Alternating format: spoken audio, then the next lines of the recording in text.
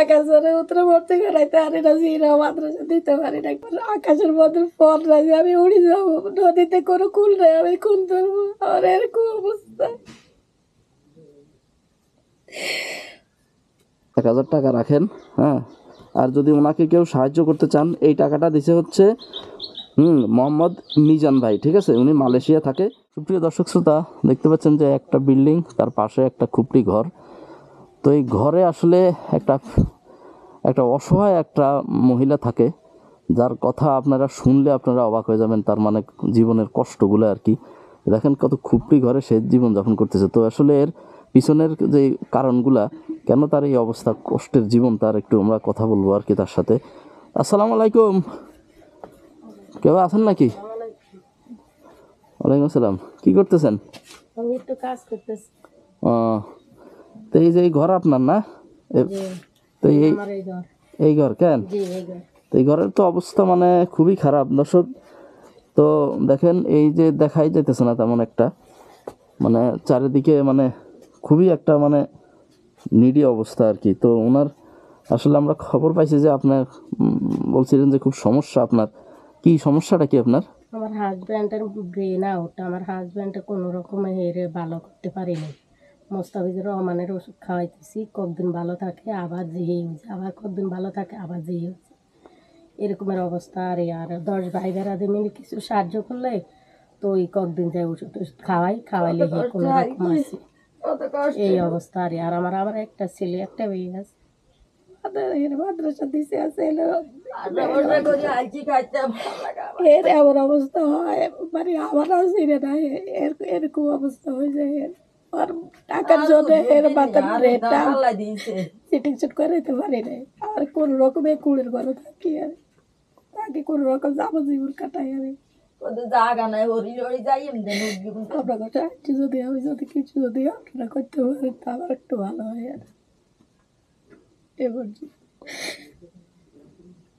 আমার কোনো কিছু নেই, আমার আকাশের মধ্যে ফল নাই যে আমি উড়ে যাবো, নদীতে কোনো কুল নেই, আমি কুল ধরবো, আমার এরকম অবস্থা।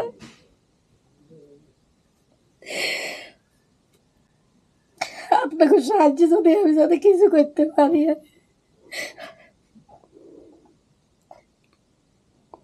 প্রিয় দর্শক শ্রোতা, মানে কথা বলার ভাষা হারায় ফেলতেছি আমি আসলে। একজন মহিলা, তার স্বামীর যে অবস্থা, তার মাথায় সমস্যা আর কি। একজন মাথায় সমস্যা স্বামী কিভাবে তার এই পরিবার চালাবে, ঠিক আছে। তো উনি এই যে দেখলেন যে কি অবস্থা ওনার এইখানে, হ্যাঁ, আকাশের উত্তরে ভর্তি করাইতে পারি না, জিরা মাদ্রাসা দিতে পারি না, ভালো একটা মাদ্রাসা ভালো একটা স্কুলে দিতে পারি না, উঠতেছিল টাকা জন্য, যেটা সত্যি কথা। হ্যাঁ। তো এখন কি পড়াশোনা কি করাইতেছেন নাকি? তারপরে করাইতেছি, ওই আমার বাসন একজনের সুপারিশ করছে, তো 200 টাকা দিচ্ছি, আর কোনো রকম তো ভর্তি করাই উত্তরে কোনো রকম ভালো একটা কাপড় দিতে পারি না, পাঞ্জাবি দিতে পারি না, একটা লেখাপড়ার যে একটা কলম খাতা দিব ওইটা আমার সাহায্য না। আমার স্বামী প্রতি সপ্তাহে এর ওষুধ আসে, 3000 টাকার ওষুধ আসে প্রতি সপ্তাহে, আমি কেমনে দিব, কেমনে কি করবো, কি পেট চালাবো না পিঠ চালাবো না সংসার চালাবো, কোনো রকমে খাই, কোনো রকম চলি। আর 10 ভাই বেড়াতে সাহায্য আর এই পর্যন্ত কাজকর্ম কিছু করতে পারি না। সুপ্রিয় দর্শক শ্রোতা, আমরা আসলে শ্বশুর শাশুড়ি নির্ভয়, এরা এরকম খুব কষ্টের মধ্যে না, শ্বশুর শাশুড়িরা এরা এগো কষ্টতে আছে, আর আমি আমার কষ্টতে আছি, কোনো রকম চলি আর আল্লাহ দরকার। আর স্বামীর এরকম অবস্থা, আমি কোনো রকম করি বলে আমাদেরকে খাওয়াই, ওদের এরকম কোনো কিছু নাই। আমার স্বামী 2 দিন করে 3 দিনে আবার অসুস্থ থাকে। আচ্ছা, তো কান্নাকাটি করেন না। তো এই যে এখানে 1000 টাকা আছে বুঝছেন, আপাতত কিছু 1000 টাকা রাখেন, হ্যাঁ। আর যদি ওনাকে কেউ সাহায্য করতে চান, এই টাকাটা দিছে হচ্ছে মোহাম্মদ মিজান ভাই, ঠিক আছে, উনি মালয়েশিয়া থাকে। ওনার বাড়ি হচ্ছে কুমিল্লা ডিস্ট্রিক্টের চান্দিনা থানা, হ্যাঁ। তারপরে গল্লায় 5 দ্বারা মেয়াজি বাড়ি। ওনার বাবার নাম হলো আব্দুল মবিন মেয়াজি। তো এই মিজান ভাই মালয়েশিয়া থাকে, তো এই টাকাটা আপনারে দিছে আর কি, ঠিক আছে। তো আর যদি কেউ ওনাকে সাহায্য করতে চান, এই যে একদম অসহায়, একদম মানে যার স্বামী যা অক্ষম, কিছু করতে পারে না, সে কিভাবে চলবে? ছেলে মেয়ে কয়জন? দুইজন, এক ছেলে এক মেয়ে। এক ছেলে এক মেয়ে না? জি। তো এই আর কি অবস্থা ওনার কষ্টের, মানে মানে দিন যে এইভাবে যাইতেছে, এইভাবে কিভাবে চলবে, এটা হলো বিষয় আর কি। আর কিছু বলবেন? আর কি বলবো, আর কিছু বলার মতন কিছু নাই। আর যদি আপনাকে সাহায্য যদি আল্লাহ যদি চালে, এই অবস্থা কত বছর থেকে এই কষ্টের মধ্যে জীবনযাপন এই করতেছেন? কষ্টের মধ্যে দেন আজকে মনে হয় আজ যে 16 বছর বিয়ের পর থেকে?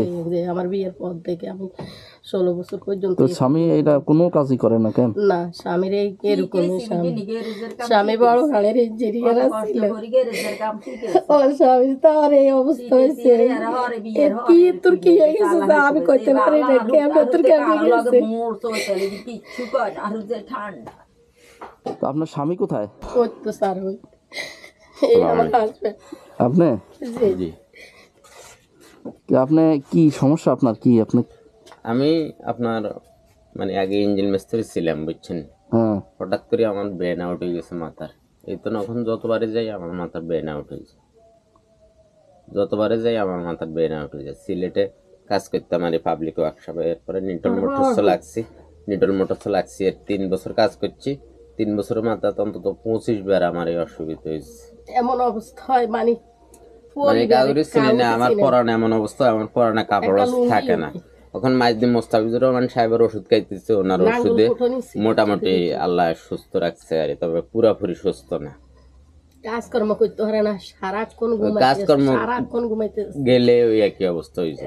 কথা মুখ খারাপ করি, কথা কইতে হাটে জ্বালা কন জুত করি ভাত খাইলে কাপড় হয় না, কাপড় হইলে কোন বছর আসে আমি আর কিনে ইন্দ্রের মতন বস্ত্র দিছে, স্বামী নিজেও করতে স্বামী ওষুধ চালাইতে পারে না, স্বামী ভাত পাইতে পারে না, ভাত কিনে আনতে পারে না ঘরের মধ্যে। কত বয়সে কত ভালো আনন্দ, আমরা কিন্তু দেখি না চা, আমরা চোখে এসে বলে দেখি না।